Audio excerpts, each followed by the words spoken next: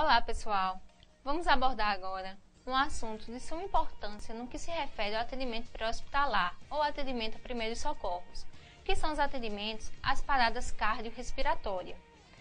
Antes de falar como se procede em uma parada cardio, nós vamos entender o porquê que ela acontece, quais são os sintomas, quais são as principais causas que fazem com que a parada cardiorrespiratória venha a acontecer em uma vítima. Então,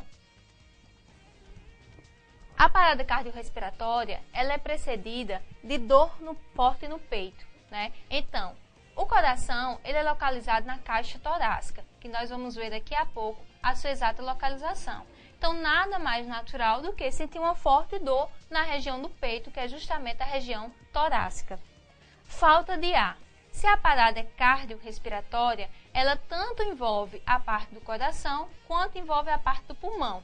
Então, se há uma parada cardíaca, né, se o coração para de bombear o sangue, consequentemente não vai haver fluxo de oxigênio suficiente para que o pulmão consiga estar fazendo a sua expansão. Então, consequentemente, ele também vai entrar em parada respiratória. Por isso que nós chamamos de parada cardiorrespiratória. E aí a falta de ar é consequência justamente dessa falta de expansão pulmonar. Dificuldade em falar, né? Para que haja o estímulo da fala, nós também precisamos que todos os órgãos relacionados ao coração e ao pulmão eles estejam em pleno funcionamento, até porque nós precisamos do ar. Né? Quando falamos, nós fazemos um movimento no diafragma, que é o músculo responsável pela expansão e expansão do nosso pulmão. Então, por isso a dificuldade da fala. E dor ou formigamento no braço esquerdo. O nosso coração, apesar de sempre a gente falar, é localizado no lado esquerdo do peito, mas na verdade ele é centralizado e lateralizado à esquerda, né? Ele não é totalmente relacionado ao lado esquerdo. No entanto, o formigamento, devido à sua posição ser mais lateralizada à esquerda, né, realmente você sente um formigamento no braço esquerdo. Lembrando que esses sintomas, esses sinais aqui apresentados, eles não são o ponto final da avaliação da parada cardiorrespiratória. Você precisa ter outros antecedentes, outros sinais clínicos para assim referir que realmente a pessoa está entrando em parada cardiorrespiratória.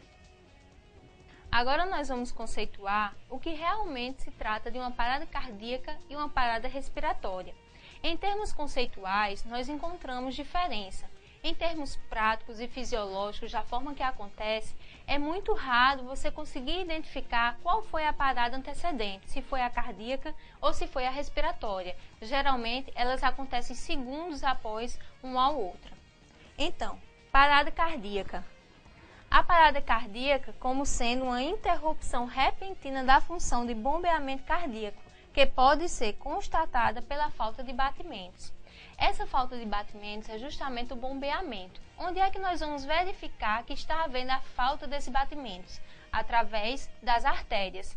Aprendemos que as artérias elas possuem pulsação e elas estão presentes no nosso corpo todo. No entanto, há duas que nós vamos focar melhor para identificar se está havendo ou não a parada cardíaca. Existe a carótida, que é justamente aqui na região do pescoço, por ser uma artéria calibrosa, ela é de fácil identificação. E a outra é a artéria femoral. No entanto, em uma emergência, é bem mais cômodo você verificar se o paciente está entrando em parada cardíaca pela pulsação da artéria carótida do que pela artéria femoral, devido ao posicionamento da artéria femoral. Mas em caso de necessidade, você pode sim verificar, que nós veremos na figura seguinte. A parada respiratória é o cessamento total da respiração, devido à falta de oxigênio e excesso de gás carbônico no sangue, né? Então, ou seja, é a parada. O pulmão, nesse momento, ele para de expandir. Então, ocorre a parada respiratória. Como falei logo um pouco mais atrás, tanto pode acontecer a cardíaca antes da respiratória, como a respiratória antes da cardíaca, sendo que esse tempo entre uma e outra ele é muito curtinho, então nós chamamos sempre de parada cardiorrespiratória. Até porque, se a gente parar para analisar, é um fluxo contínuo. Enquanto o coração está bombeando sangue, que é carreado de oxigênio, que vem do pulmão, o pulmão faz justamente a sua expansão pelo sangue que chega lá através do bombeamento cardíaco. Como é um sistema interligado, uma vez que um falhe, o outro também vai acabar falhando. As paradas cardiorrespiratórias, elas podem ser de dois tipos, né? Vamos ver agora quais são elas. A parada ela pode ser primária e ela pode ser secundária. A parada primária, ela se deve a um problema do próprio coração. Ou seja, existe uma vítima, um paciente que já tem algum problema cardíaco prévio, uma coronopatia, ele pode ter algum tipo de arritmia. O que seria uma arritmia? Arritmia é um batimento descompassado do coração, ou seja, A dá sentido de negação, ritmia dá sentido de ritmo, ou seja, não há ritmo, ou esse ritmo está desordenado. Então, se o paciente já tem uma patologia prévia, né, pode sim ocasionar a parada cardiorrespiratória. Um exemplo poderia ser o infarto agudo do miocárdio, conhecido por IAM, né? Então, o infarto, que nada mais é do que a falta de oxigenação em partes do coração, vai ocasionar uma forte dor que pode levar esse paciente a um desmaio e, em seguida, a uma parada cardiorrespiratória. Já a parada secundária seria a disfunção do coração, que é causada por um problema respiratório ou por uma causa externa, né? Então, a parada secundária seria, por exemplo, um paciente vítima de um acidente, né? Um acidente onde houve um trauma e, através desse trauma, ocorreram, por exemplo, a obstrução da via aérea, né? E com a obstrução dessa via aérea, a interrupção da oxigenação, sem oxigênio não há batimento cardíaco. Como, por exemplo, a oxigenação deficiente pode ser ocasionada pela obstrução das vias aéreas, né? Em caso de engasgo. Quantos acidentes domésticos, por exemplo, não acontecem quando crianças ou adultos, né, se engasgam e aí não há o procedimento adequado para o desengasgo, ou não há tempo de chegar ao hospital e esse paciente entra em parada cardiorrespiratória. Isso por quê? Porque a via aérea estava obstruída, não teve como passar o oxigênio, não chegando ao coração, ele entrou em parada cardíaca, né? Transporte inadequado de oxigênio. Em casos de hemorragia, onde o fluxo sanguíneo ele é perdido em grande volume, com a perda de sangue, também a perda de oxigênio e, consequentemente, vai haver também a parada cardíaca. E também a ação de fatores externos, né? Que, por exemplo, intoxicação, né? Uma reação alérgica pode ocasionar o edema de glote, que glote é o músculo que fica na nossa garganta, que é responsável pela abertura e fechamento da traqueia e do esôfago. Uma vez que esse músculo ele inche, né, devido ao choque anafilático, ou seja, a reação alérgica, também não vai haver passagem de oxigênio, ocasionando também a parada cardiorrespiratória. Então, para fixar, nós temos dois casos onde há parada cardíaca, né, cardiorrespiratória. Ela pode ser primária e ela pode ser também secundária, bem a título de conhecimento teórico para vocês. Agora, nós vamos ver um pouquinho sobre os sinais e sintomas que precedem essa parada cardiorrespiratória, né? Por exemplo, a dor torácica, né? Como já dito, o coração ele fica na região do tórax, né? Então, aquele desconforto, né? Aquela dor incômoda, né? Que você sente um peso no peito, geralmente os pacientes definem bem como um peso no peito, né? Pode ser um indício, sim, de uma deficiência cardiorrespiratória, né? De uma insuficiência que pode, sim, levar a uma parada cardíaca. Né? Lembrando, não é toda dor torácica que você vai relacionar que está tendo uma parada cardiorrespiratória. É apenas um dos sinais ou sintomas que precedem esse acontecimento.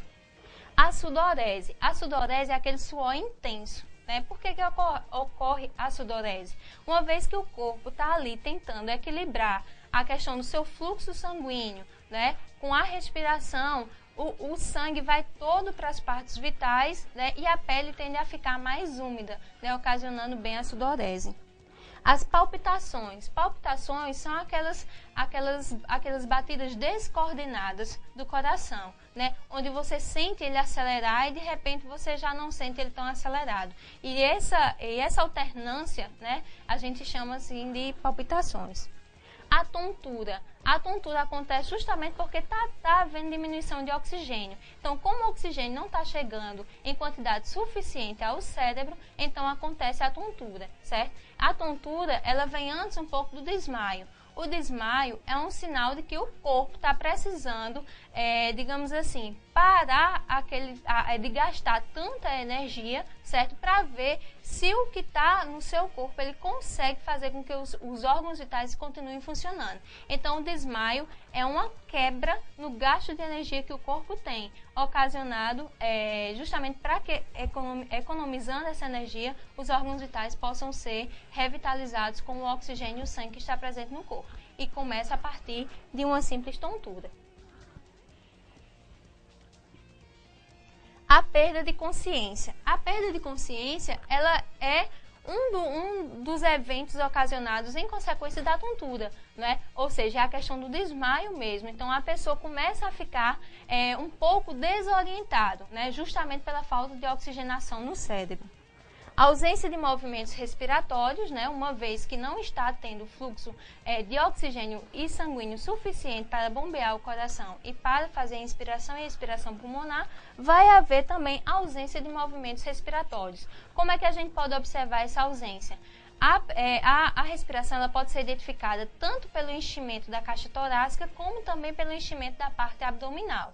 Há pessoas que é mais fácil você identificar pela caixa torácica, outro pela parte abdominal. Mas sempre vai haver aquele reflexo de inspiração e expiração. Outro item também que você pode verificar é a questão de chegar perto da narina, né, do nariz da vítima, para ver se sente algum tipo de calor. Por quê? Porque a nossa respiração, ela transmite um pouco de calor e você consegue identificar se aquele paciente ou aquela vítima está conseguindo respirar ou não. A ausência de pulsos em grandes artérias, como já foi dito, tanto a femoral como a carótida. Existem muitas outras artérias do nosso corpo, mas devido ao calibre dessas duas artérias fica mais fácil você identificar, principalmente porque o paciente já está debilitado, já está entrando no processo de parada cardiorrespiratória. Então é bem mais fácil você pegar uma artéria mais calibrosa para identificar do que uma outra, certo? Ou a ausência de sinais de circulação. Qual é o sinal de circulação? É, por exemplo, a perfusão periférica. É você identificar se está tendo enchimento capilar. E é muito fácil, você pode pegar alguma extremidade nos membros superiores, nos membros inferiores, certo? Dar uma apertada e ver qual o tempo de enchimento capilar que pode ser identificado, certo? Fora que, geralmente em casos de parada cardiorrespiratória, como a gente já falou que o sangue ele vai para o interior do corpo para resguardar os órgãos vitais, então você já vai ver a pele mais cianótica, mais arroxeada, certo? Então você já começa a ter um indício realmente de que aquele paciente está com deficiência circulatória. Mas também um dos bons indícios é justamente verificar a perfusão periférica. Como podemos ver, aqui no corpo humano, toda essa parte de circulação é referente às artérias que existem no nosso corpo. No entanto, vamos identificar aquelas duas que foram faladas, tanto a artéria carótida como a artéria femoral. Aqui, por exemplo, na região do pescoço, nós temos a artéria carótida. Tanto do lado direito como do lado esquerdo, ela está presente e você pode verificar nas duas posições. Lembrando sempre que a posição do dedo de verificar é justamente essa aqui. Você pega os seus dois dedos e vai apalpar a região do pescoço. Lembrando que você não pode fazer uma força muito grande, por quê? Porque você pode estar comprimindo essa artéria e estar impedindo de sentir, né, a sua pulsação. Então você tem que colocar de forma que nem seja tão leve, nem seja com tanta pressão, para que você possa sentir perfeitamente a pulsação dessa artéria. A outra que falamos é justamente a artéria femoral, certo? Também localizada na região direita ou na região esquerda. Mas como nós podemos ver, é um pouco mais complicado de estar verificando ela. No entanto, né, em caso de trauma na região de cabeça e pescoço, certo? Você vai sim verificar na região femoral, certo? E aqui, novamente, só para mostrar como é o procedimento, certo? De verificação da pulsação dessa artéria carótida.